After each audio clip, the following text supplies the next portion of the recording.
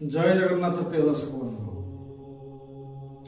आजिकल समाज रे चाकरी करुथिबा व्यक्ति जदि कौन स्थान रे चाकरी करिथाय तार प्रतिकूल परिवेश सृष्टि हुए बा सेठिकार जलवायु ताकू जदि उपयुक्त न लागे सेमाने चाहती निज एरिया को बा निजर इप्सित जगह को ट्रांसफर हेबा पाई बा कौन कारणवशतः जदि क्षेत्र परिवर्तन करने को चाहती तार छोटिया उपायटे करंतु।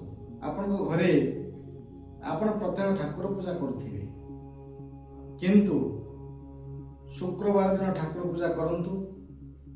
शनिवार दिन सकाळु सूर्य उदय होगा क्षणी कौन सी गोटे स्टील प्लेट रे 21 गोटी सुखिला लंका मरीच मंजी को नहीं जातु एवं उक्त मंजी को नहीं सूर्य को अर्पण करने सह आपणकर इप्सित जगह को परिवर्तन ही आसवा प्रभु पाखे विनम्र प्रार्थना करंतु एवं उक्त 21 गोटी मंजी को तले प्रभु सूर्यदेव को अर्पण करंतु। एठी कौन जलर आवश्यकता नहीं। यह 3 ରୁ 7 गोटी शनिवार पालन करंतु।